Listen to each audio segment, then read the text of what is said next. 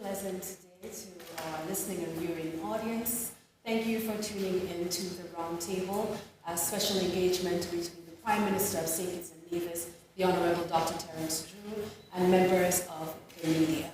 Prime Minister, welcome. Also extending a special welcome to our media representatives here with us today. We have from SKNIS, Ms. Shirley Matthew, from ZIZ Broadcasting Corporation, Ms. Carla Berridge, from SKN Newsline, Mr. Glenn Bath, and from SKN Source, Ms. Ebony Brandon. Right. With broadcasting for us, we want to give a special thank you to our broadcasters, ZIZ Broadcasting Corporation, Win FM, CBN Partners, Freedom FM, SKN Newsline, TVC Channel 40, Tel TV, St. Martin, Sugar City FM, Vaughan Radio, and Create TV from our Creative Economy Ministry. Thank you for assisting us with ensuring that the public is able to keep abreast of what's happening within the Federation. At this point, I'll hand over to the Prime Minister, Honourable Dr. Terrance M, who will deliver his opening remarks before opening the floor to engage with our media representatives. Prime Minister. Thank you very much, Madam Press Secretary. Let me say good afternoon to all of our citizens, residents who are listening and who have tuned in. I also want to recognize the media houses that are here with us this afternoon. It's always, of course, a very important occurrence when I get the opportunity to sit with the media to discuss matters of national importance, regional importance, and I dare say also international importance.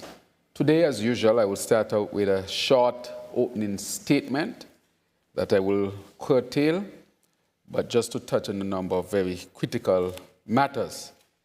The first one being the hurricane season. I put out already my statement with respect to that. I see it circulating a bit more since we have the storm, or the hurricane rather, in the region. So on Monday, we held an emergency meeting at the National Emergency Management Agency, NEMA, with a number of stakeholders to discuss our national collective response to Caribbean Disaster Emergency Management Agency member states recently impacted by Hurricane Beryl. We assessed our state of readiness to ensure that St. Kitts and Nevis is equipped to provide the necessary support to our fellow brothers and sisters here in the Caribbean region, and also to assist ourselves in the case or in the situation where we might be affected. As we know, Hurricane Beryl has caused significant damage, and I just came off an emergency meeting of CARICOM, really to discuss the response of CARICOM as a result of this hurricane passing through the Caribbean.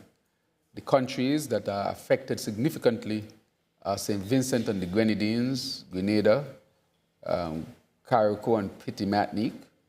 Also, we had Barbados, Tobago, St. Lucia to some extent. And this has devastated the Grenadines and those islands for both St. Vincent and Grenada, which are Union Island, significantly affected. It is part of the Grenadines of St. Vincent. And then we had Carriacou and Petit Martinique, which are part of Grenada. Hearing the accounts from the Prime Minister of St. Vincent, Dr. Ralph Gonzalez, Honorable, and Honorable Deacon Mitchell of St. Vincent, of Grenada rather, Petit Martinique and Carriacou, one can easily understand the devastation that they suffered. They will give the official report, but based on what we discussed, it does not look good. And this is one of the things that I've been speaking about since coming to office, that we face an existential threat, and that threat is the climate crisis. And at some point, we will be hit hard. This year, we are seeing a record, a Category 5 hurricane in the month of June. This has occurred because the sea level the temperature of the seas are high. The temperature that we see now is the temperature that is normally seen sometime is August, September, but we are seeing that in the very early part of the hurricane season. And that means that we are in for a rough ride in 2024. This is why I keep saying that we need to get to a sustainable island state. If we didn't understand what that means, it means to create a country that is resilient to these type of storms, that we build the infrastructure, we do the necessary things so that we can resist. And that is why I declared that we needed a climate-smart hospital. We need climate-smart homes. It has become almost a cliche, and some people are taking it for a joke. But when we see what has happened in the Grenadines, we know how serious that is. And that is why I am working feverishly to get that hospital up. Because with these storms that I said since I came to office that will be coming through the region, if it's one facility, institution that should remain standing, should be the hospital. I've said that over and over again. When I hear reports that the hospitals in the Grenadines are basically destroyed and people don't know what has happened to the patients there, it's frightening. When you hear 90-something+ % of the houses and buildings are damaged, that the islands are basically inhabitable at this point in time. Only large boats can get there. No communication. It tells us that the climate crisis is real, and this is really an existential threat, meaning it can disrupt our lives so much that we may not be able to live in parts of the country. And I'm sure the Grenadines is going to have a very difficult time to come back. This is why we have to rush to a sustainable island state. Everything has to be built climate smart. We can suffer a major storm in the next month. Jamaica right now is bracing for a Category 3 hurricane, and this is only June.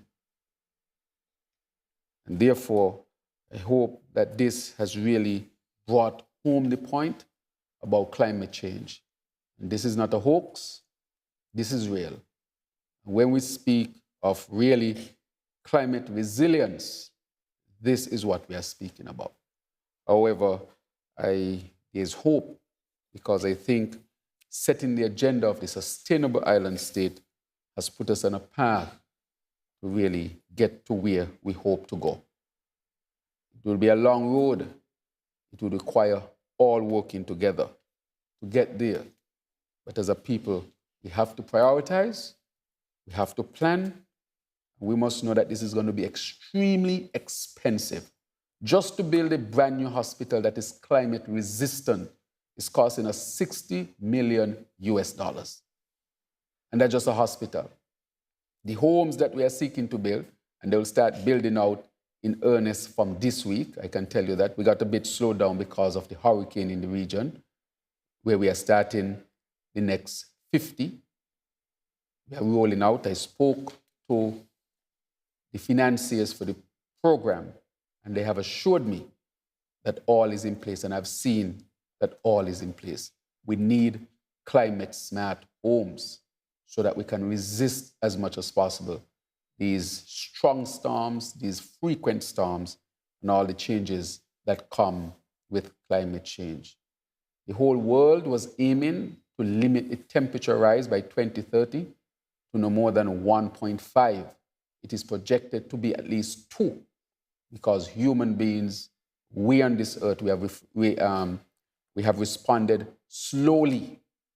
If we get to 2, I can assure you that the hurricanes will become stronger and more frequent than what we are seeing this season. That is how serious the matter is. Just to pay for adaptation, meaning just to pay to upgrade our infrastructure to resist these storms, that cost is in the region of billions of dollars. Billions with a B, just to adapt. That has nothing to do with continued development. But the Sustainable Island State model has in it the idea of mitigation, adaptation, and, of course, progress or development. And that is why I think putting that together was excellent foresight and visionary. And to first move on the hospital and the homes were, of course, critical, important decisions, which I think we all understand now. But I think there will be questions to deal more with the climate issue and how we are going to pay for it as a country to deal with this scourge. Because when we hear what comes out of the Grenadines, it will bring tears to our eyes. I can say that for sure. Now, I also want to update the country on my state visit to Taiwan. Each time I make any significant travel, I update the country. I think as the Prime Minister, I am accountable to you, the people of St. Kitts and Nevis. I'm accountable to you. And so I traveled to Taiwan on a special invitation from Taiwan and the new president there. They invited myself, my wife, as an official invitation, and they invited a contingent as well, which I traveled with, which included the Minister of Foreign Affairs, the Premier of Nevis, and leader of the opposition, something that is not done at all, but I wanted to show and demonstrate that St. Kitts and Nevis supports our good friend Taiwan. I also traveled with the Cabinet Secretary, Permanent Secretary in the Prime Minister's office, Dr. Frank Laws, Special Envoy for Healthcare, as we discussed healthcare matters, including the new hospital, and Director of the St. Kitts and Nevis Information Service. And so I would say that our visit was excellent. And again, to dispel all the nonsense about the country spending so much money on travels, this was a sponsored visit by the Republic of China, Taiwan. Sponsored mean that they covered the cost for the visit, and therefore this was at no cost to the country of St. Kitts and Nevis. The same when I traveled to Turkey as well, it was a sponsored visit. So I think that that information is critical, especially when we are facing with misinformation and fake news about how much this is costing us here in St. Kitts and Nevis. And I've been very transparent. This information can easily be had, and I normally give the information. It is just that some people want to be malicious and to spread false information. But I take this opportunity to dispel that source and the false information that they are spreading to you, people of St. Kitts and Nevis. So I met with President Lai. Of course, they received me with a grand military parade and the gun salute as well. Of course, he made statements. I made statements. He introduced his cabinet. I introduced my delegation. He spoke, and I spoke as well. And of course, expressing St. Kitts and Nevis' deep appreciation for an excellent relationship that we have had over the many, many years. We had a number of meetings following that. One of the things that we also discussed was the hospital and its funding, which we have seen more favorable moves with respect to helping us to get there. So our hospital is already on the way. Not that shovel is in the ground as yet, but what we are doing now are the actual joints. But the hospital will start in earnest this year. So it's already set up to start, and I want to thank Taiwan for their significant contribution to it. We also discussed the issue of IT and IT in medicine and in our healthcare system. And Taiwan has committed to helping us to get there very quickly. As you know, I want to really thank Cable for their hard work in helping us to connect all of our health institutions. Those are health centers and the hospitals with fiber optic technology so that we can even have telemedicine where a patient can be in Sandy Point and a doctor in JNF can see the patient and consult the patient with a nurse. We have that type of technology now, and we have the most advanced, I would say right now in CARICOM.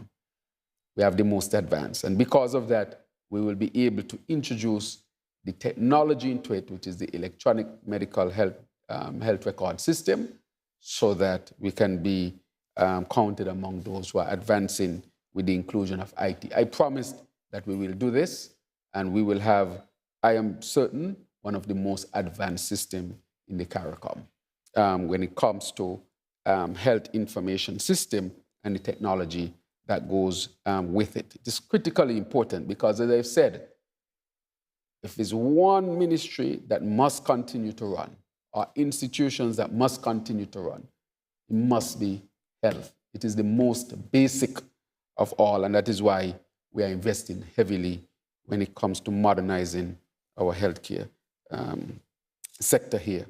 We visited the Overseas Investment and Development Corporation, OIDC, and China Engineering Consultants, CECI, and we discussed a number of things to do in St. Kitts and Nevis, especially to do with renewable energy development, especially in solar. So I discussed with Taiwan about developing a large solar facility here in St. Kitts and Nevis so that we can get to our green country, our sustainable island state, as quickly as possible. I also want to say that Taiwan is assisting us with getting our large desalination plant. I think we signed the contract this week based on what I was told by the AG, that it should have been signed last week rather. So I'm very certain that they're very close if they have not signed as yet. I'll get an update on that hopefully before I'm finished today. That is going to produce 2 million gallons of potable water. Again, because of climate change, we are not having enough rainfall. Because we're not having enough rainfall, we are not storing enough water, and our aquifers are suffering tremendously. That is why we have to also include desalination when it comes to providing enough potable water for our people. I also want to say that when it comes to the CBI, that was one of the things I've told the country over and over, even before people recognize what are the challenges, that the CBI would be the most challenging thing for me as Prime Minister. I said that from the very beginning, for a number of reasons. I set out to change regulations with respect to our CBI program. It affected us to some extent, but part of what I also did was to ask the other countries to really let us get to a point of harmonization. And so we were able to sign an MOA, a Memorandum of Agreement, which came into effect the 1st of July, 2024. That, to me, is a tremendous, tremendous achievement. And I want to take this opportunity to thank the other prime ministers who adjusted their regulations, and we are now heading to harmonization. I also want to say that the central bank was part of that meeting, also the OECS authority, and we are setting up a regional regulatory body so that all of the questions around CBI will be dealt with once and for all. For well over a decade, I think there had been discussions about harmonization within the region, but we have now achieved it. And so, as a result, we are now able in earnest to relaunch our CBI program, which we intend to do July 10th to 14th in our, when we have our investment summit right here in St. Kitts and Nevis. And so I have seen the published regulations from the other 4 countries, and all of them are in compliance with the MOA. St. Kitts and Nevis, by today, tomorrow, we will make some adjustments to ours, even though we are in full compliance already, and we will be back fully on the market with new regulations. And we have set up the infrastructure such that we can protect ourselves from any perceived irregularities within the whole industry. And before year ends, we will have the regulatory body in place to oversee all the CBI programs of the region. And so I want to reassure our people that I had been working feverishly to make sure that the CBI program gets on a good footing, and I can say that it is in a much better place than it was before in terms of regulations and the safeguards that are necessary to create a safe, sustainable program to really be part of our economic outlay. Let me say, however, that it was a travesty to bring our economy to depend so heavily on the CBI program. It cannot be that a modern country that is moving forward would have an economy based about 60% on such a fragile industry. Critical industry, but it is fragile. And that is why we have to get to the sustainable island state based on renewable energy, food security, water security, circular economy, etc., so that we can be in the best position to continue to live in a sustainable way. One, dealing with the climate issues. Two, dealing with the economic issues. Three, dealing with the opportunity to build wealth, which is critically important. Building wealth is critically important. That is why this government has pushed for increase in wages and salaries. That is why we are pushing for the pension for our GAE workers. That is why we are pushing for social security reform. That is why we are pushing for the children's finance and education program, which will start in September. We are putting permanent, sustainable things in place to secure our people. No other country in the CARICOM or Caribbean has done what we have done. And I know, and that is not to say it in a boastful way, but that when people want to criticize St. Kitts and Nevis, criticize their own country based on false information, I want to put forward that we are not perfect, and we know that there are issues. We know that our people sometimes are in situations where they require some more assistance. We understand that clearly. And for our people, we will always work on their behalf. And we feel that when they feel it. In the post-COVID where there's inflation, we understand that. That is why we are subsidizing so heavily. We have the most subsidies in the CARICOM. We subsidize water, electricity, your tank of gas, as it is called colloquially. We subsidize even gas that went into vehicles for some time. We subsidize food. And we have also made sure that the cost for the basic cable did not go up. We are subsidizing to the tune of maybe well over $250 million. And our social safety net costing us 25% of the annual budget. There's no other country whose budget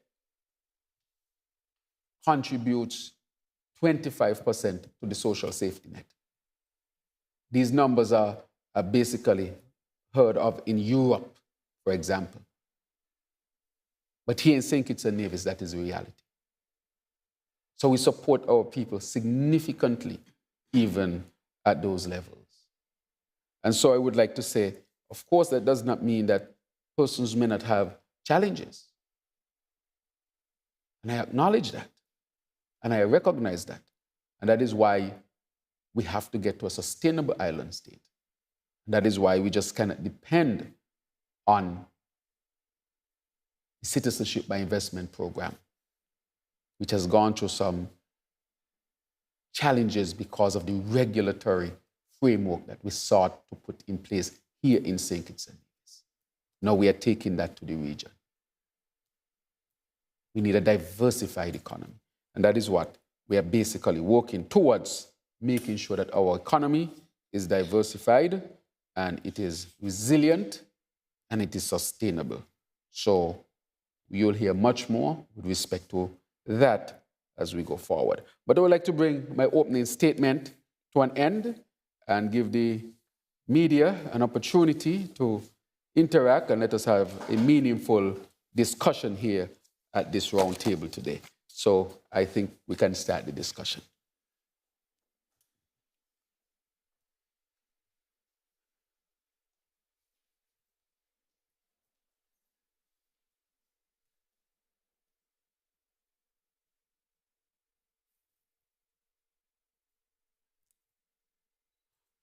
Right, I think we can start. Yes, thank you, Prime Minister. At this point, we'll open the floor to members of the media. You pose 2 questions at a time, so we can have a time to get at least 2 rounds in before we close. And please remember to state your names and the media house that you represent. And I think we start with Ms. Matthew. Good afternoon, Prime Minister Sherman Matthew, SKNIS. During your state visits, St. Kitts, Bastia City in St. Kitts, and Kaohsiung City in Taiwan would have signed an agreement to become sister cities. Can you elaborate a bit on that agreement in terms of the benefits that are to be derived from such an agreement? And considering the unprecedented formation and intensity of Hurricane Beryl, which is the first named hurricane for the 2024 season, and the devastation it has brought thus far, do you foresee the Caribbean region seeking more international support to mitigate the disastrous effects of climate change? Right. So let me answer the first one with Kaohsiung. Kaohsiung, you know, is a city in Taiwan in the southern area. It is a port city.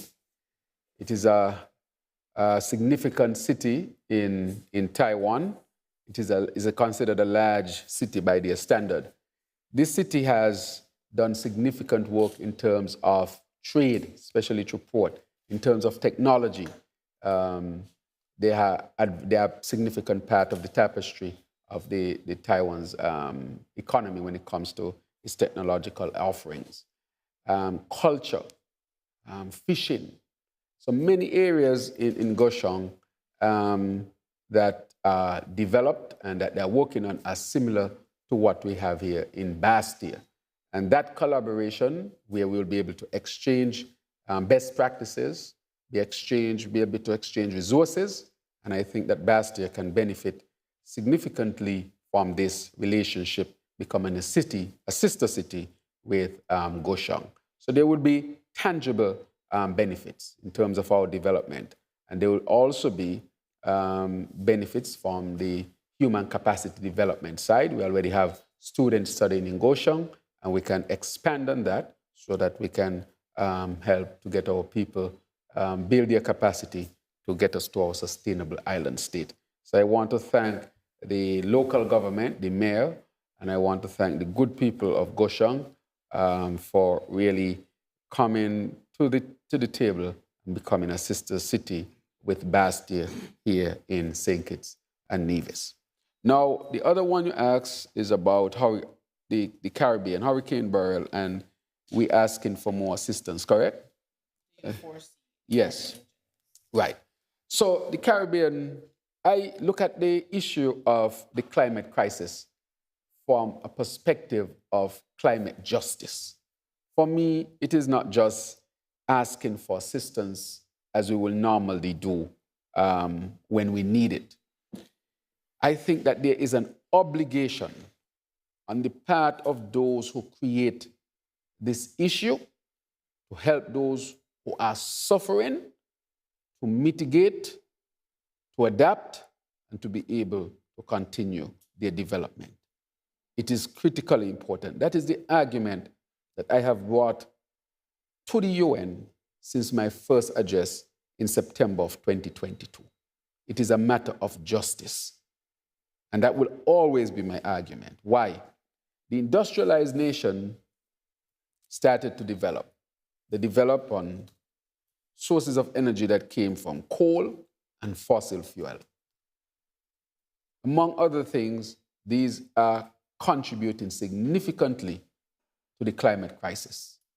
Whatever they emit goes up into the atmosphere, destroy the ozone layer, that leads to the increase in temperature on the earth. And with that increase in temperature, we are seeing everything when it comes to climate change, the insidious issues and the more acute issues. Here in the Caribbean, climate crisis represents an existential threat. What does that mean? Our very way of life can be totally wiped out, as we are now seeing in the Grenadines. This is serious. And it's not just about assistance. It's about giving us the necessary resources. St. Kitts and Nevis cannot afford it. We can't afford it.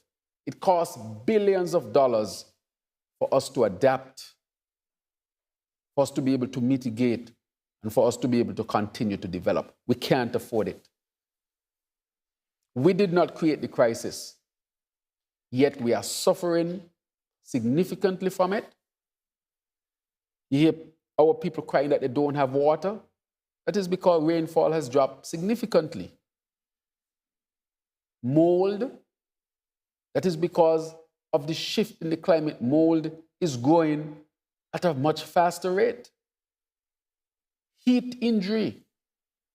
You go to the classrooms and so forth, you see the heat that was never there 20 years ago, 15 years ago. These things are having tremendous impact on our physical health, our mental well-being. Has the ability to affect our planting patterns when it comes to our farming industry. Destroying our coral, which means less fish and less tourists to be attracted to our beautiful underwater environment. The rising sea levels, right here. The president of the UN General Assembly, he's a Trinidadian, called a meeting at SIDS that I attended. And I brought the plight of Koi Hotel. If you go out there right now, Koi does not have a beach because of the rising sea levels, because the ice caps at the poles are melting, and as a result, the sea level is rising and taking over the beach, or the beaches here in the Caribbean. If you go out there, you see the sargassum, what we call seaweed, spoiling the beauty of our beaches, which is the attraction in our tourism industry. So we are affected on all levels when it comes to the issue of climate change. And we will be asking for more assistance, but not cap in hand, but to say that we need climate justice. Your actions have resulted in negative consequences, and therefore we are asking you, because you have benefited significantly, to help us to deal with it. That should be the message from the Caribbean, and not just from politicians. The media need to also demand justice. Write editorials. Connect with your people throughout the world who are in media as well. To say to them, the Caribbean deserves climate justice. That should be one of the mantras of the Media Association. How is the Media Association going to help to spread the Caribbean's message that we need climate justice? We can't afford it. This thing is weighing on me significantly because I know what is coming. I knew what was coming even before the people recognized what was coming. When I say we needed a smart hospital, some people laugh and say, you're always talking about smart. I'm talking about climate smart. You get hit by one of these category 5 and you'll be surprised how 80% of your houses severely affected with billions of dollars just for recovery. Set you back a decade or two. It's critically important. We need the assistance for mitigation, for adaptation, to help to protect us as far as possible from the climate change. But I will say this. It is disheartening when you hear countries still saying that they're going to increase their fossil fuel production, which means stronger hurricanes for us, which means the chances of survival are more challenging. When we see what come out of the Grenadines, and I said maybe this is the third time this morning, people will cry. When you hear Prime Minister say, I have not spoken to anybody on the island, we know that people are dead. We don't know how many are dead. We had to depend on Starlink connection to give us some idea of what is happening.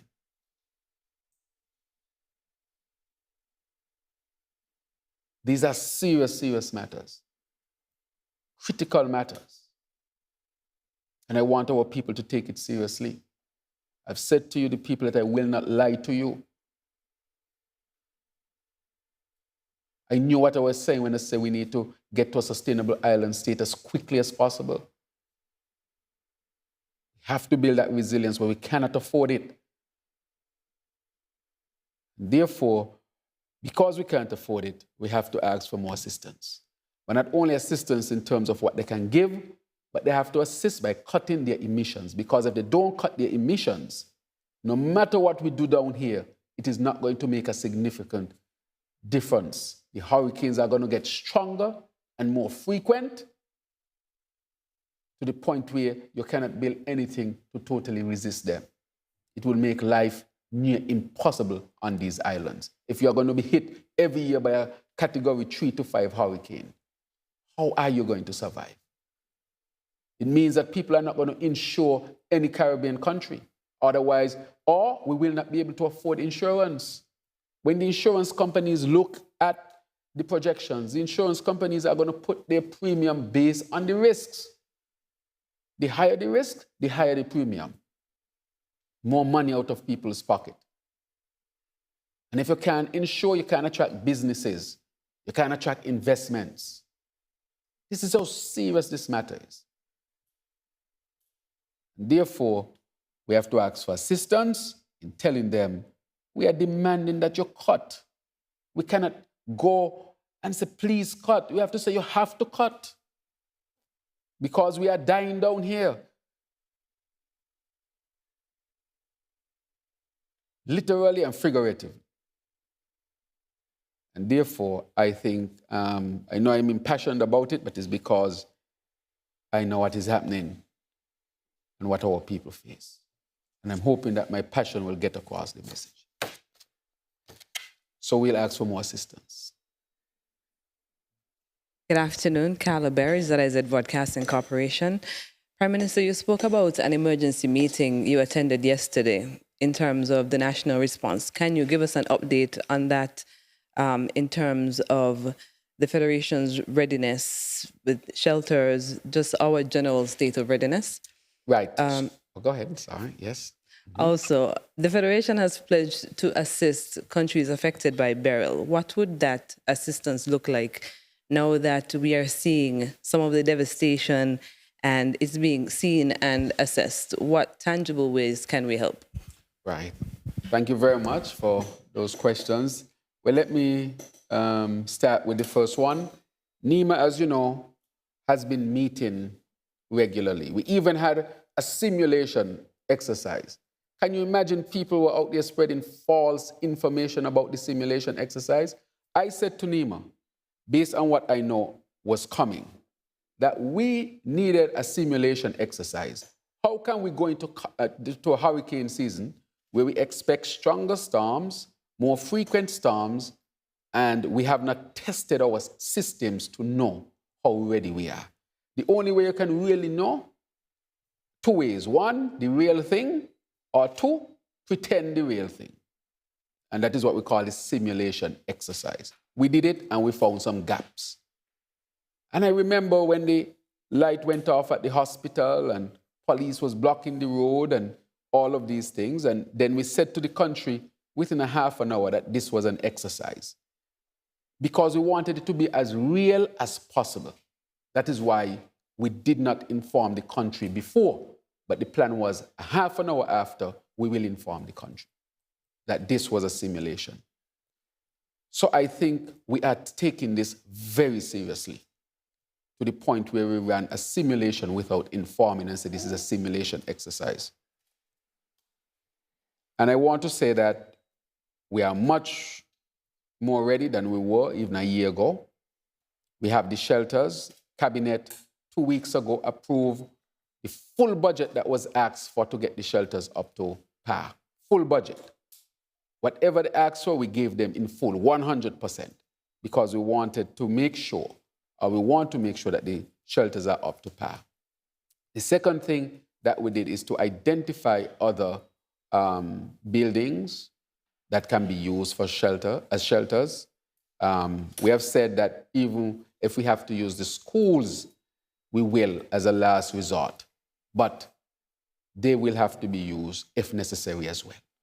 So we will spare no resource to make sure that our people are ready.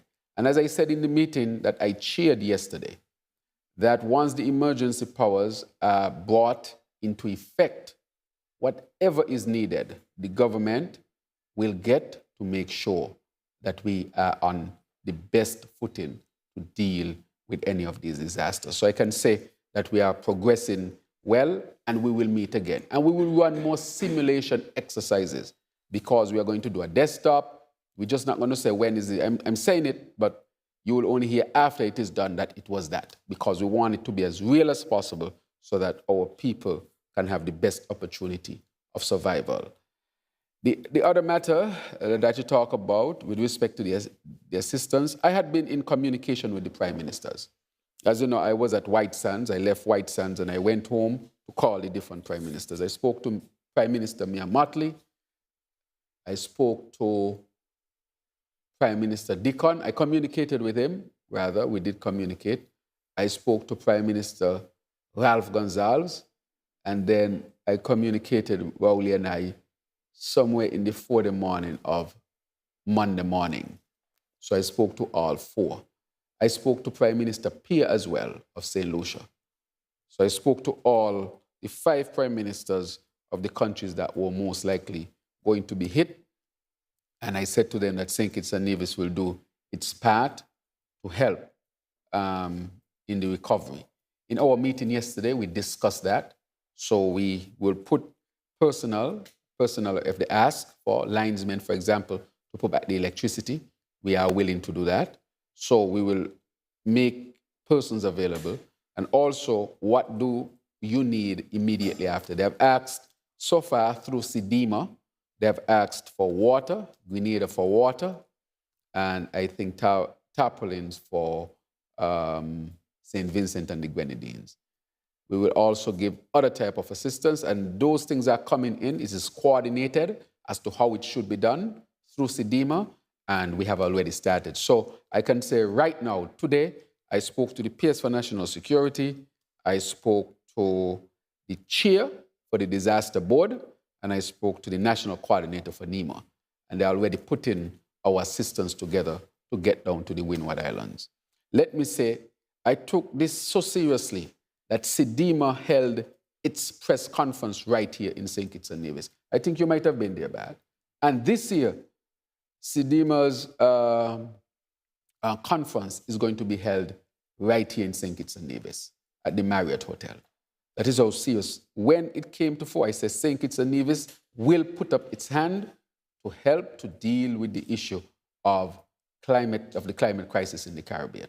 And we said we'll host whatever SEDEMA wants to host, St. Kitts and Nevis will host them. And that is why they are being hosted. I also promoted that the subvention is the amount of money that each country gives to SEDEMA for its function. I promoted that that be increased. And we had an increase where each country pledged to increase, including St. Kitts and Nevis, the amount of money that it gives to SEDEMA so that SEDEMA can do its work. This is why regional cooperation is important. St. Kitts and Nevis cannot do this on its own. But when SEDEMA, which is a CARICOM institution where all of us come together and we set up this institution to deal with disasters in the region, it gives us the best opportunity to confront them. Can you imagine if St. Kitts and Nevis had to do it on its own? We would not come close to dealing with what is required to deal with the issues of disasters.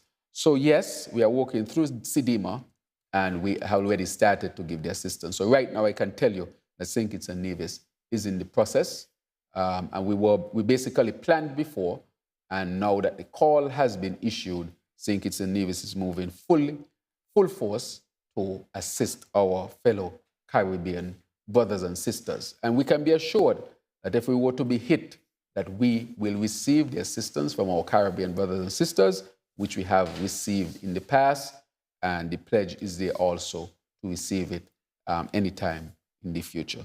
So yes, Carla, we are definitely working on that presently. All right, Prime Minister, it's a very challenging year ahead with regards to the potential for natural disasters. Yes. But I want to change the focus a bit and to put it on the CBI, which you mentioned in your earlier presentation. One of my questions is, did your government receive evidence from MSR that the Galaxy, the due diligence company used by Galaxy is owned by the vice president of Galaxy? That's my first question. And then secondly, based on the RICO case that we have had going around, National Bank faces serious issues for their dealings with Galaxy. We understand that the Bank of America has been subpoenaed. Is there a risk that the National Bank will lose its correspondence U.S. Bank? Right. So let me say this to you, Mr. Bat, and not to you, but through you to those who are listening. Every Kittitian must always act in the best interest. Every Kittitian division must always act in the best interest of St. Kitts and Nevis. If National Bank were to lose its correspondence banking, who do you think will be affected? Every single, not even your business will survive. Your business will be dead. That is how serious this is. And that is why I'm taking it very seriously. If you attack our banking system in any way, you are attacking the very survival of our children, of our country. St. Kitts and Nevis will be downgraded within a week. It's a very serious matter. I want to send home that point. National Bank is a reputable institution. National Bank has a robust due diligence system. And I know National Bank has even enacted tougher regulations to make sure that National Bank is protected. To the point where National Bank was being seen as one of those banks that has done significant work to make sure it is protected. It will not only affect St. Kitts and Nevis, it would affect the region because National Bank is still the largest indigenous bank in the currency region. That is how serious this matter is. And I will not accept anybody who seeks to destroy the reputation of National Bank. It is beyond me. It is about the country. It's a very serious matter. And so I would say that National Bank has a robust system. With the changes of the regulations with the CBI program, we have introduced for the first time ever in any program in the Caribbean to make any issues of suspected underselling or whatever issues might not be complying with the law, criminal acts. So as I said before, we are not depending on anybody to determine how St. Kitts and Nevis should act. We have been proactive when it comes to that. Our action is to protect our program, to protect our banks, and to protect our country. And I will not entertain any sort of moves that would discredit our national bank. It is a very reputable bank. And so I would say, with respect to that, that we have strict laws, We are following our laws to make sure that we protect our program, which are the toughest laws in the region. And people are now just catching on to it. Since day one, I have been saying that this is very tough. This is very challenging. And I don't know if people were understanding exactly what I was saying. All these things that are being said and so forth, that was foreseen. I understood that. And that is why I said, let us rush to make sure that we put everything in place. So people can't come after and say, oh, I'm saying this and saying that. Well, I will maybe tell you, we have moved way ahead of that to the point now where we have harmonization in the region. That is what we have in the region, harmonization in the region presently. That is what we have. I will not speak specifically to any evidence of anything. Everything has to be verified according to our processes and our laws. And we are proactive when it comes to that. And we have made sure that we would do and continue to do and are doing to protect our program. So I will not speak specifically to any particular matter. As you know, there's a judicial review matter that is in the court that we will address. And so therefore you must understand that I would say what I would be allowed to say to make sure that I do not prejudice any proceedings. But let me say this, and I will say it again, that all of us have an obligation to protect St. Kitts and Nevis. All of us have an obligation to protect the National Bank. That should not be up for discussion with nobody at all. Anything happens, not even your business, Mr. Bad, will survive. You too have an obligation, in my estimation, to protect the National Bank and to protect St. Kitts and Nevis. Well, I think that was your first question. You had another question? Yes. you answered both? Okay, Mr. Bad. Thank you. Good afternoon, Prime Minister Ebony Yes. Brandon, SKN Source. I would like to shift away from everything and move to Peter Verdi, who we may have forgotten. Right.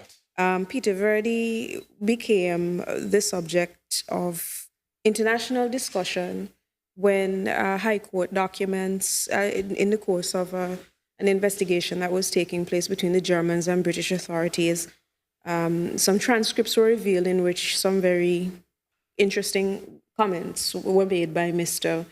Verdi and his business partner, Derek Turchler, I believe his last name was. In these, an Antiguan MP who is now no longer a part of the Brown cabinet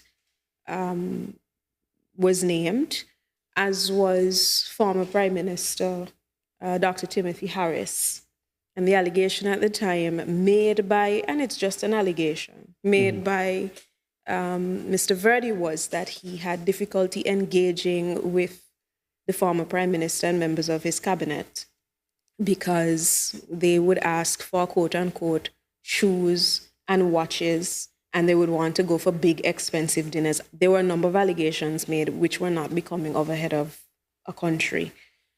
Needless to say, that got pushed to the back burner because this happened around 2018. But on the 23rd of May this year, kind of flew under the radar that he has actually now been charged for bribing a Caribbean official, and that Caribbean official is the person who lost their job in the Brown cabinet, MP Asad Michael, because he's still an MP. He's named, and now it seems there is some veracity behind allegations of bribery involving Verdi and this former the former cabinet minister. What does that say to you? Although nothing so far has been said about the former Prime Minister, are you concerned that St. Kitts and Nevis might be faced with further scandal as this other matter continues to unfold? Right. Yeah, that's one. Yes. The other question I have is with respect to the recent concessions which your government announced. There were a number of things mentioned in respect of back to school, vehicle concessions closer to the end of the year. And I think what stuck out to everybody was the fact that you said that air conditioning units were going to be given some concessions as well. Timely because of the heat. However, we're back to the electricity because we don't yet have geothermal, which bumps us down to 17 cents per kilowatt hour. We're still up in the 60s. When everybody is able to get an air conditioning unit, how do we pay for it? And I'm especially asking that question because I don't expect that further subsidies can be given to anyone, but are you considering perhaps households that have small children and elderly people? What are we doing to keep their electricity bills under control? Thank you very much. I'll touch on the last one again. What you touch on there in the last question is adaptation. That comes under the big heading of adaptation, adapting to the increased temperature. You mentioned two critical things. Already the country has to forego revenues by giving concessions so that people can get cooling units. A significant revenue loss by the government. And then the second matter is, which you are correct, people will use more energy, and most of that energy is subsidized, which again put a big burden on the government. And of course, the consumer will have some increase in the electricity bill, but we continue to subsidize. So this is the part, another part of the climate crisis, the adaptation part. Because the temperature has gone up, people need cooling units, which means expense for a unit and expense for electricity. And that's an economic burden, a significant economic burden that we can't afford. We really can't afford it. When you add all of the things that we need for adaptation, no country in the Caribbean can afford it. We will go bankrupt. And people will be demanding more and more. I can't say that the people are wrong to demand more and more, because if you're hot and miserable, you want to be cool and comfortable. Can you imagine you're in a house and you're hot and you're sweating all night?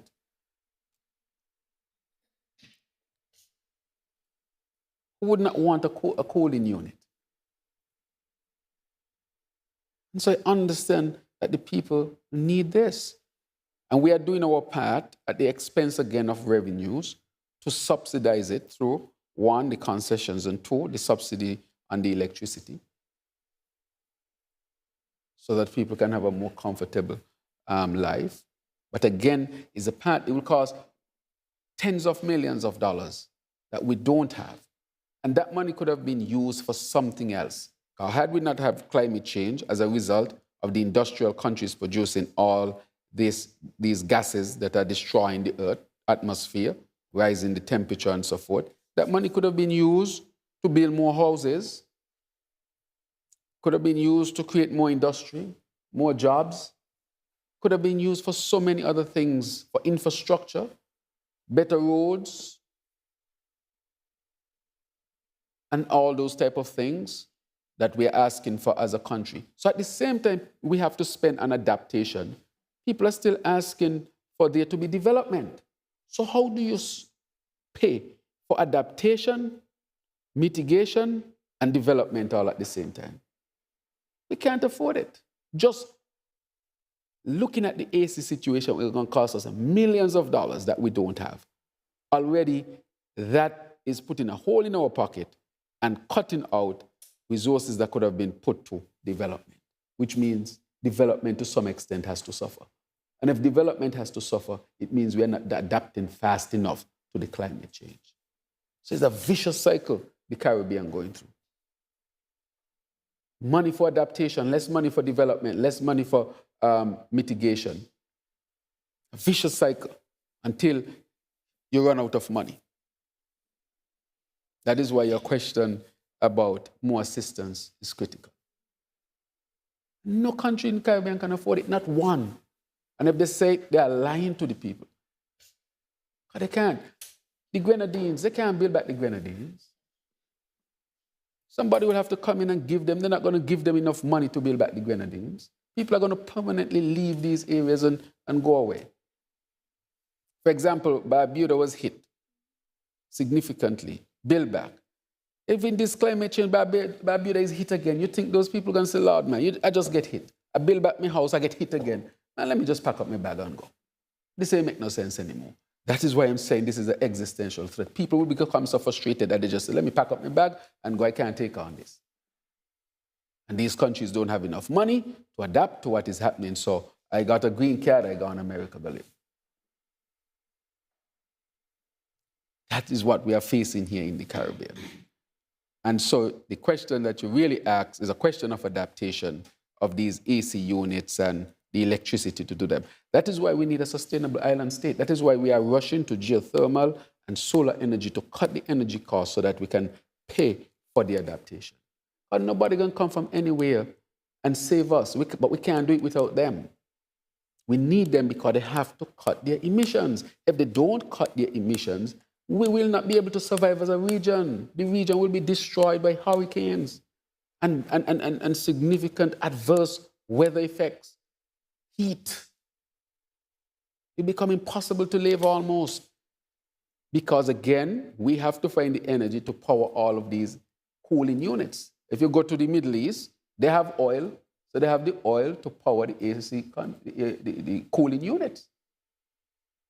And then they don't have hurricanes, but we're going to have heat, hurricane, lack of water, and where is the money going to come from to deal with all of those? That is why we have to get to the sustainable island state. We get low-cost energy, it puts us in an opportunity to have more resources to spend on infrastructural development, stronger infrastructure, and to make sure everybody can be cool, have those cooling units at low cost. That is why we are rushing towards geothermal and solar energy, because it is just too expensive. But each time you talk about one of them, it's the same story. Right? It come back to the same thing. Now, the Verdi matter is a serious matter. I had been speaking about this for a long time. Remember, this transcript came from a reputable institution, which is the British court. The British court, they had the information based on tapping of a phone, tapping Verdi's phone and getting the conversation between Mr. Verdi and Dr. Harris. And in that, from the British, they had in that transcript where he was asking for watch and shoes, expensive dinners, and after parties. This is in the transcript of the British court. I am not making up this. This is a serious matter.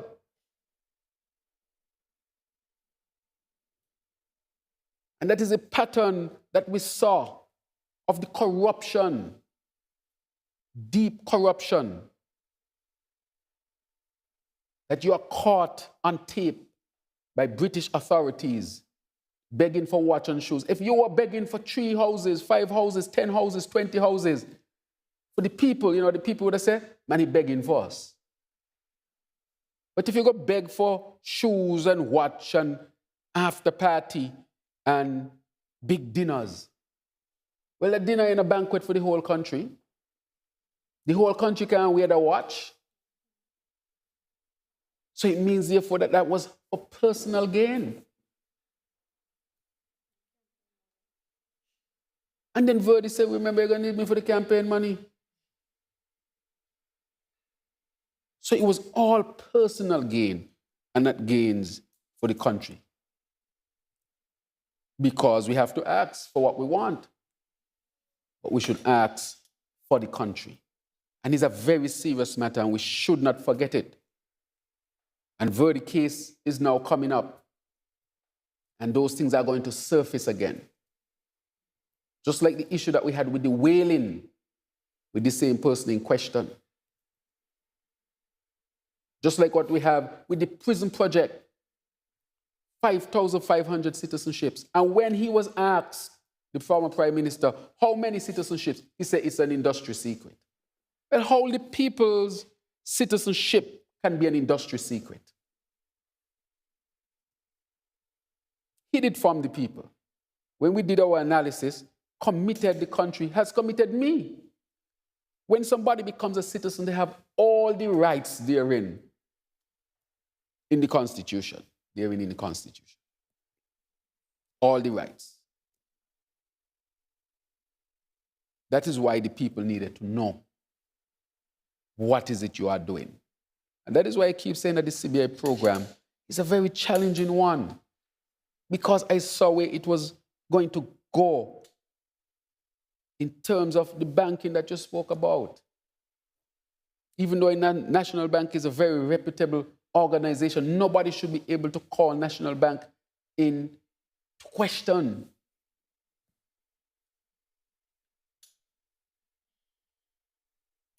That is why they would not pass or put into effect integrity in public life. That is why they would not do that.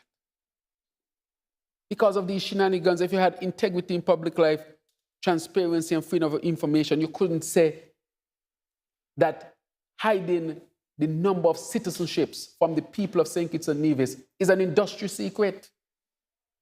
It is a patrimony of the people. You don't own it. It belongs to the people.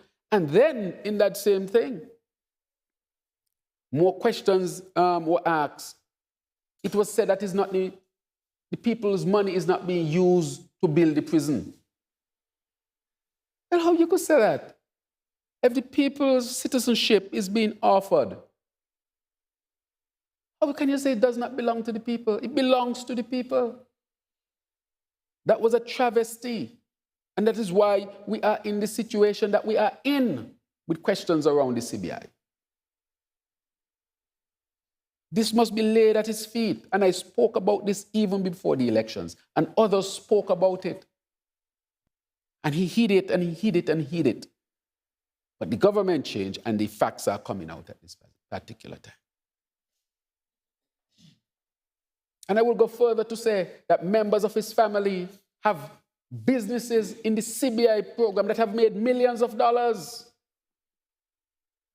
Nicola Capital, in his next press conference, asked him who is Nicola Capital, who owns Nicola Capital, and how much millions they have made. Because they used to direct investors to Nicola Capital. Corruption. And that is why I say, well, he doesn't just be quiet and move on and give the country a chance to breathe. Because there's so much to uncover. Nicola Capital. Millions of dollars as a result. And so it is all part and parcel of the corrupt infrastructure that the last administration had established, led by the immediate former Prime Minister, Dr. Timothy Harris. I want the media to find out who is Nicola Capital, who owns it, it is registered, and how much millions they made from the CBI program. That is a question to be asked, and the people deserve the answer on that one. Each time he talks, I'm going to reveal more and more. Each time he talks, I have a lot more. Give the country a chance to breathe. You are the total opposite of what is integrity in public life, transparency, and so forth, because you refuse to put the regulation and the law in place. All right, any other questions? Prime Minister, can you give us an update? But currently there are a number of capital projects on the way. Is it possible for us to get an update on those projects? And in a recent hearing of In Focus, the Director of Public Works, George Gilbert, would have mentioned that the department is looking to add new engineers to its staff. With those capital projects continuing to be rolled out across St. Kitts and Nevis, can you discuss the efforts being made to upgrade the engineering capabilities at Public Works Department to ensure that projects adhere to new sustainability standards? Yes, thank you very much. That's a very good question. As you know, the people in St. Kitts and Nevis have been asking about the capital projects. Recently, I took to my own Facebook page and I started to just post all the projects that are taking place. I'm not even talking about those that have been completed. Just to dispel the notion and the misinformation that there are no capital projects. And I went through a series of them. The MRI building, when I put it up, I think it had over 300 plus likes. People were shocked. The MRI building is really taking place. Yes, we'll have our MRI here. No more need unless you choose to go to the biomedical center, AKA Monkey Farm. I said we will put an end to it. So we are building a special housing for it. The MRI is being built at the same time as the building so that the MRI does not have to go into storage. It will be a very, very modern piece of equipment that will serve our people here. And I dare say, I know people will come from other parts of the region to use the MRI because at any point, an MRI in the next country can go down and they probably will need to come here just as we might have to go to other countries. I also put there the stadium being built in Connery. For many years, Connery was promised a football stadium, and I was able to demonstrate that it's taking place. Another thing I was able to demonstrate is how many houses NHC is building. NHC is building presently over 20-something homes. And that is even before the full rollout of our smart home program, which in earnest is going to kick off very much this week. I was able to show the Social Security program of building homes. Presently, they have about 6 to 7 large buildings under construction. I was able to show the St. Peter's Main Road. That is a multi-million-dollar investment program.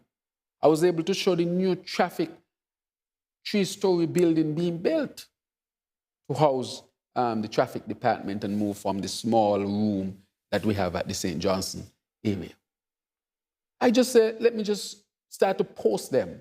And people were really like, I also post the desalination site from Canada, where we are doing with the UAE desalination, but it's going to be fueled by solar energy. So I just put in them and people are asking, this is really going on in St. Kitts? And I'm saying, yes, this is really going on in St. Kitts. But there was some misinformation out there that no capital projects taking place. And our major capital, which our housing, and I spoke to the financial institution that is funding that, and they have confirmed to me that it is fully funded. And you know, we went to Parliament to complete part of it, which we have done. And so the hospital, I spoke about that as well, which is a $60 million investment. The new desal plant, which is a $30-something million, well, a $60 million US investment. The new desal plant is a $13 million US investment to make sure that we have water. The Bastia High School, the renderings was shown. The plans are now being drawn up in their detail. So we have, and the geothermal, which I'll give some details on my next roundtable or press conference or my next media presentation. So we have a lot of things on the go and rolling out presently. So I really wanted to dispel the whole misinformation that nothing is happening. The other one, and that's only some, that's not even all. Because the Joshua Abidaya School, you know, is going to be on stream, and I think George Gilbert would have spoken about that as well. Now, we realize we have a human resource shortage at Public Works, and so the minister brought it to the cabinet, and we really sanctioned that we bring engineers from Cuba. So there's a cadre of engineers that will be coming from Cuba very, very soon. When I say very soon, which in a week or two, that's soon. And they will help us to really get out these capital projects much faster. They'll help us to streamline a lot of the processes of building maintenance, getting projects going, building up our resilience when it comes to infrastructure and so forth. So we are getting that cadre of engineers from Cuba to really help us to push forward with our infrastructure plans and ideas and vision. So yes, all those are taking place.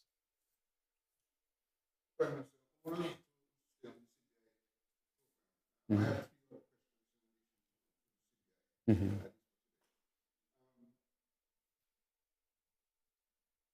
I see you love CBI. Well, I've been on it and been on the CPI issue for Okay. Now, with regards to So you was not in the former administration, we did ask, but you were getting the answers. Oh, well, you got a lot from me already.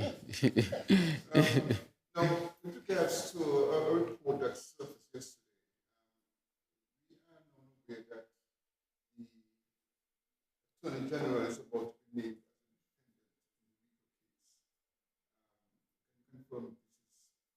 I'm not aware of that. in regards to, and just for clarity, because you have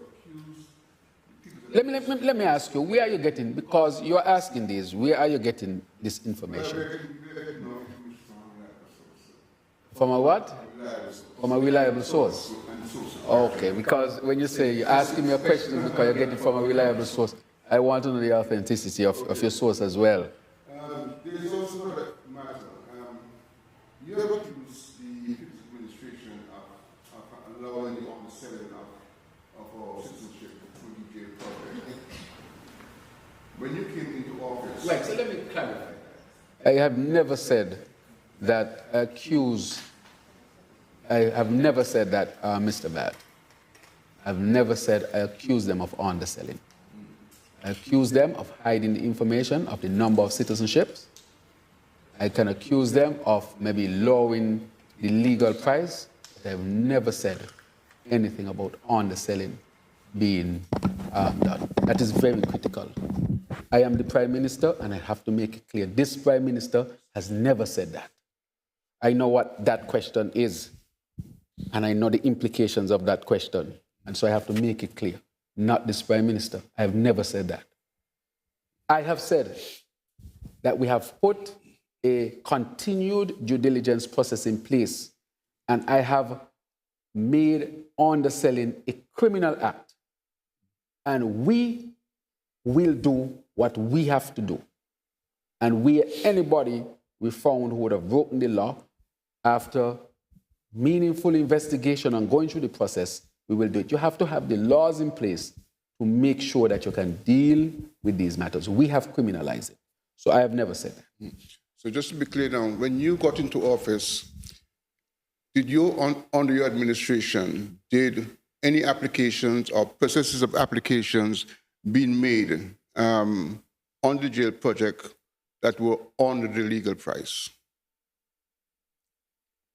Let me say, that has to be done through investigation, if you are thinking that. That is why we put the law in place.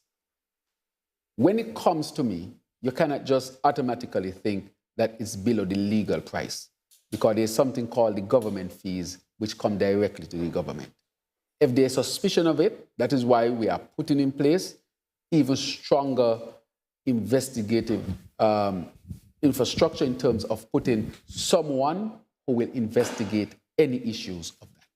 So that is where we are at, and that is what we will do. Okay? All right. No. And when you ask the question about the Attorney General, I'm asking about authentic information. That is what I, as the Prime Minister, have to respond. That is why, what is your source? Is it authentic? It is real? That is what I have to, that is what I have to respond to, in a sense. Okay? And so since we're on CBI, I am Yes. going to ask a CBI-related question, Yes. and it's whether or not, based on what you said earlier, we've gotten to the point where we need to start making a distinction in law between the types of citizens there are to provide us with some sort of protections as we look to strengthening regulations with respect to the CBI. And then the other question that I would have wanted to ask, and I know you said you'll elaborate in another meeting, but I'll ask it anyways, whether or not, as we look at the energy issue and we move towards geothermal and making life easier really just for citizens, if we're ever going to look at, or your administration will ever look at a buyback tariff system where persons who are contributing to the grid can also get something back out of that if perhaps you have solar panels on your house. And I'm specifically speaking to solar in this instance. Right. So we are setting up, that's a very good question. We have a system, we had a meeting here that was sponsored by the British government in terms of putting regulation in place so that these regulatory, what I would call suite of laws that are to come, these are to help us to deal with exactly that, to have the feed-in tariff. One of the things is, if you put the solar panels on the houses, let everybody send the electricity to the power station, and then they buy it back. So they sell it more than they buy it for. They will make a profit. That is one of the things that can be considered. Instead of you using and one leftover go, so that it can be set up, all go. Whatever you use, you buy it at a cheaper cost than you did, so you'll actually make some money from it. That is what we are looking at. So that is going to be critical. Why? Because solar energy, to have the panels, it takes a lot of land. A lot of land is needed. And if we don't have enough land, St. Kitts is only 68 square miles. Nevis is 30-something square miles, 100 square miles of land. And if you're going to use acres upon acres just for solar panels, that land could have been used for agriculture, housing, or for something else, with respect to. Now, the CBI program in terms of citizens, our Constitution does not have a distinction between citizens. You're either a citizen or you're not a citizen. And every citizen, and that is a very critical question. That was one of the first questions I asked the Attorney General. The question I asked the Attorney General was exactly that. How would this affect us? Because there are over 50,000 plus citizens to the Citizenship by Investment program. I cannot continue that in that way. Mr. Batt, I cannot continue that. It can't. It's unsustainable. And he has a lot of issues around it. And so therefore, I'm simply saying that we have to get to a sustainable path of a diversified economy. And that is why we want to get to the sustainable island state. So that these questions about CBI and CBI and CBI, I want them gone.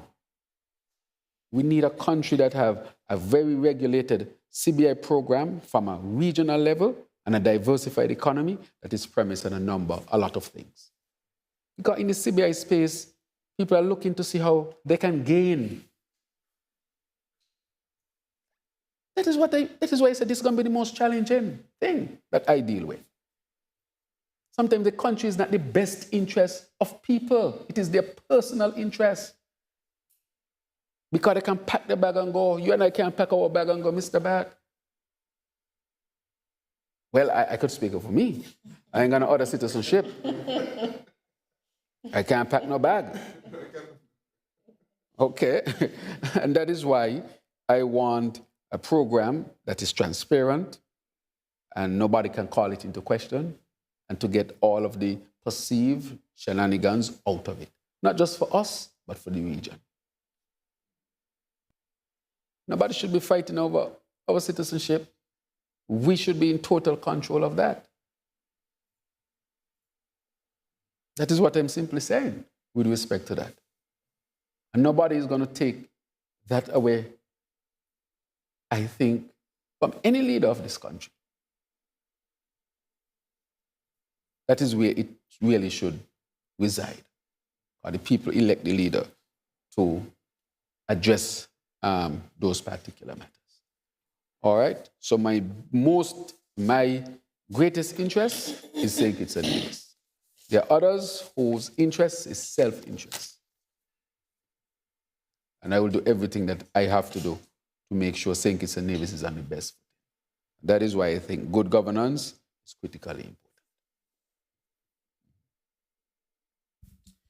Mr. Prime Minister, St. Kitts and Nevis has been subscribed to the 25 by 25 agenda. 2025 is just a few months away. How sure are we that we will achieve those goals in that time? Right. And for my final question, can we just get some feedback from you on the music festival that just passed? Right. Good. So on the 25 by 25 agenda, that had been something that the Minister of Agriculture had been promoting, of course, with my support and the support of the cabinet. Let me tell you a number of things we dealt with. We bought new tractors.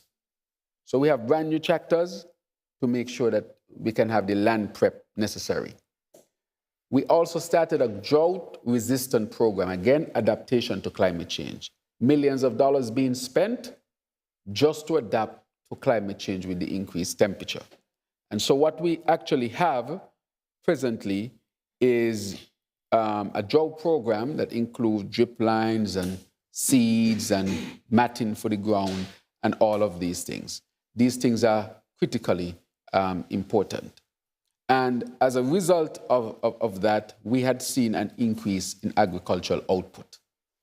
Not only that, we invested in the fishing industry, and the minister announced that last year alone, $15 million was made in that industry. So we saw an increase.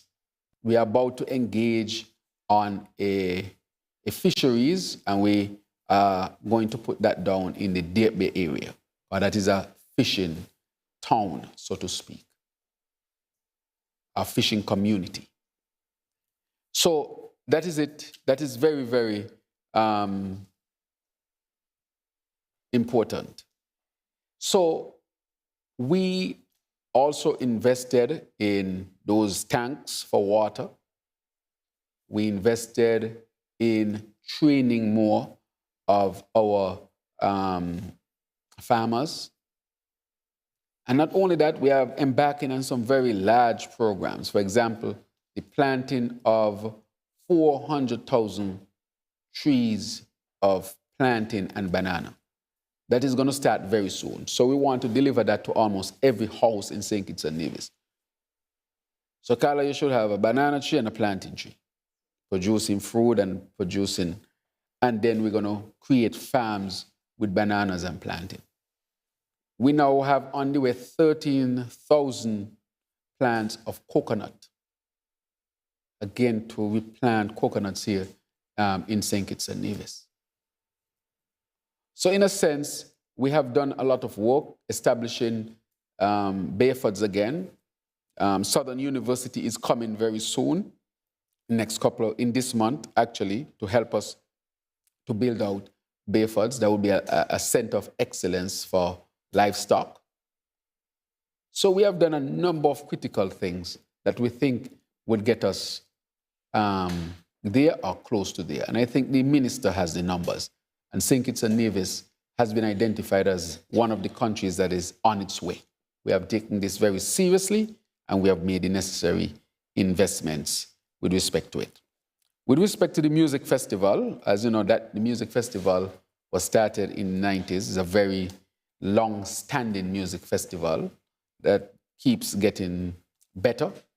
Last iteration of the music festival was very, very successful.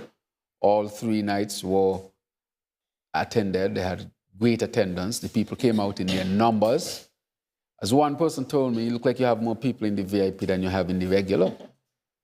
And I know that, in the VIP you have to pay a substantial amount to be there. But I think everybody had an opportunity to be at the St. Kitts Music Festival. I myself participated all nights of the music festival. I came back from Taiwan the Thursday, and I was able to participate the very Thursday night. And I did have an excellent time during the music festival. So I want to take this opportunity to congratulate the minister and her team for an excellent presentation of the music festival this year. I also want to add that White Sands at Carambola was very successful as well. I went there as well. That is when I left prematurely to speak to the other prime ministers who were going to be affected by burial. And it was just full. I mean, it was amazing to see how many persons were there. So I think overall the weekend went without incidents. It was well enjoyed by our people here in St. Kitts and Nevis. And I want to once again congratulate the minister on a wonderful, wonderful music festival, and to thank the people of St. Kitts and Nevis for making sure that it was a safe music festival. And as a matter of fact, I think St. Kitts and Nevis's name is now further along in the international community as a place where you can go to have fun and a place where you can venture deeper. So I think at the end of the day, it was a very, very successful. Let me say also, to the extent, even the hotels. I spoke to a sample of the hoteliers, I think Park Hyatt, Marriott, Koi, and they all told me that the numbers went up as a result. But generally, their numbers have been higher this year. And that has to do with the increased number of flights that we have had regionally and internationally. So we have seen a significant increase in our tourism sector. We have seen increase in our agriculture sector. And we want to see an increase as well in our energy sector as far as renewable energy is concerned. So basically, it is to build out our country. And then the other matter is, with respect to the CBI, we are getting ready to relaunch it on between July 10th and 14th, because we have made the necessary changes. We have harmonized in the region, something I was fighting for. And so the changes that I made affected the CBI program to some extent because we had the higher prices and so forth, but I was willing to do that to help to drive us to harmonization. And so I think we have reached that, and now we are ready to relaunch again. As you know, the only country in the Caribbean, only one to share its wealth with respect to a dividend with its people based on what is available in the resources is St. Kitts and Nevis. Why did I choose to do that? Because here you had a CBI program that was the people's citizenship being used. So I said, if there is any extra that is available, let's give the people directly. That is where the independence reset comes from, plus the other 2 dividends that were paid. So any extra at any given point, I would seek to see how I can get it to the people. So at the particular point where the program was affected, we cut back for harmonization and there's no extra, then we might have to forego that until we get back there.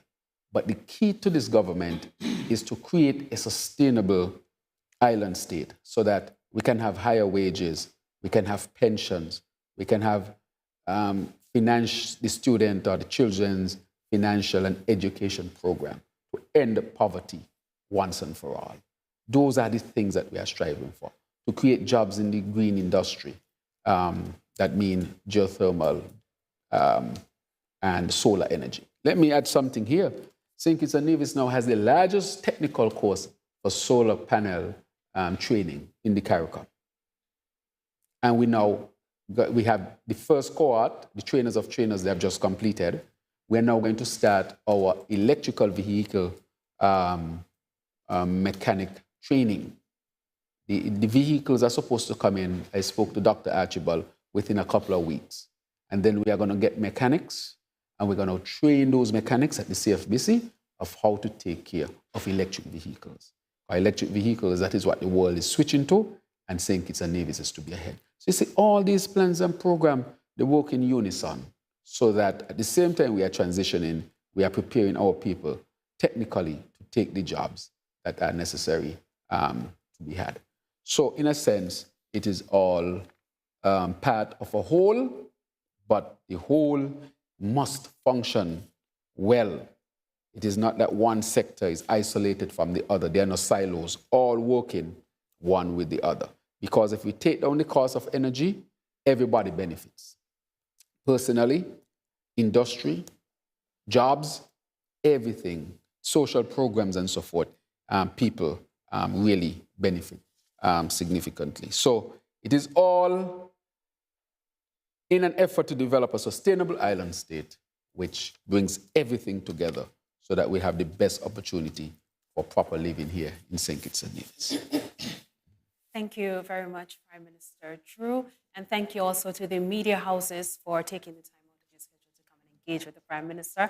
I know it's always a pleasurable time for both you, the media houses, and the Prime Minister to be able to share and discuss matters of national interest. At this point, we are about to wrap up, but I'll allow for the Prime Minister to give his closing remarks before we close off for today. Right, so let me close off by saying simply that this government and administration will continue to work on the behalf of you, the people of St. Kitts and Nevis. We are aware that things are not perfect and will not be perfect. We hear you. But please know also that this government administration is humble enough to always seek solutions to make your life better. That is why we have the highest minimum wage in the whole region. That is why we have the best pension plan in the region. That is why we have Social Security reform to make it sustainable and strong for going into the future.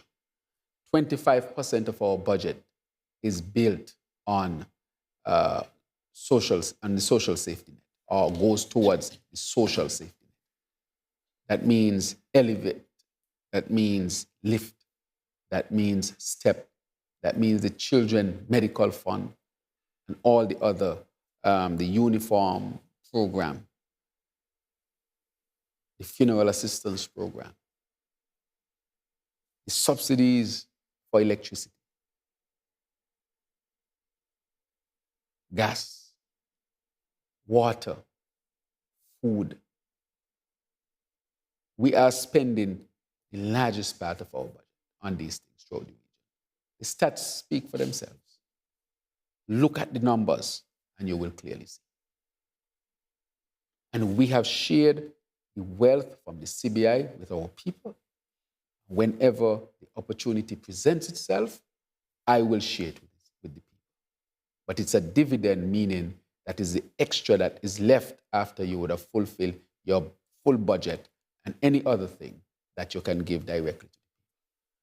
What we had to use funding for, we had to save the development bank. Just 2 or 3 weeks ago, we had to put $10 million in the development bank so that it can carry out its student loan program, so that it can be able to pay back Social Security. 10% of Social Security is owned by the development bank in terms of loans, or is loaned to the development bank. Let me put it that way. If the development bank is not able to pay back, Social Security will be in serious trouble. That's to the tune of over $100 million.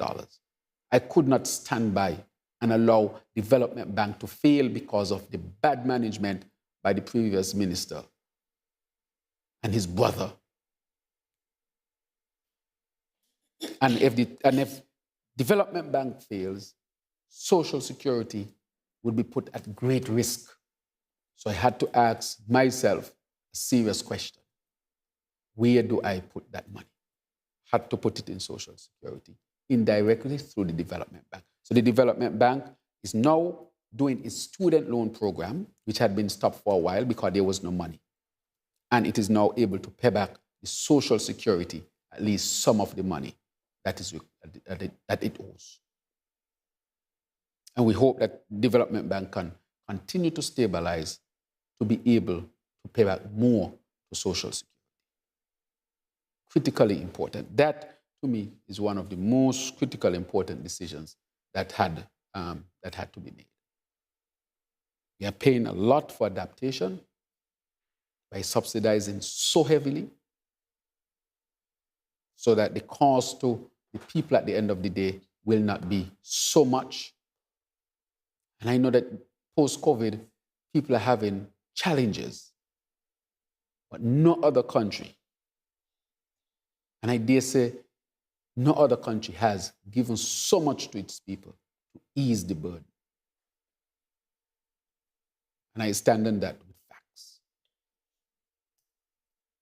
And we'll continue to do what we have to do in order to make sure that our people can live the best lives they can live. I want to say to our people, we need you. We have to work together to build out a sustainable island state. If we don't do it, our existence in the Caribbean is going to be a terrible one. Climate change is upon us. The temperature is expected to go above 2 degrees Celsius. The aim was 1.5, which is bad enough. But because we have not responded enough as human beings, it can go to above 2 degrees to about 2.2 degrees. That means stronger hurricanes, longer hurricane seasons. It means that St. Kitts and Nevis, along with other Caribbean countries, will be in very difficult situations. We have to now spend our money on adaptation, meaning money for water, money for electricity. We had to rent generators so that we can produce enough energy around this time. And that had nothing to do with the natural development that people expect. We will never have enough money for it. And there, going forward, no country will have enough money for it. It is going to be a tough decade for us to deal with. And that is why, at this time, all of us have to work together to bring about a sustainable island state. I want to thank you for joining me at this roundtable and to make sure that you get the information that you need. But we must always act to protect St. Kitts and Nevis. So I want to thank all of you for joining me this afternoon. Thank you very much. Much for tuning in. This was the Roundtable with Prime Minister Honorable Dr. Terrance M and members of the media. I am Adelcia Conifer-Lance. I want to thank you for listening and be sure to stay tuned for our next episode next month. Thank you.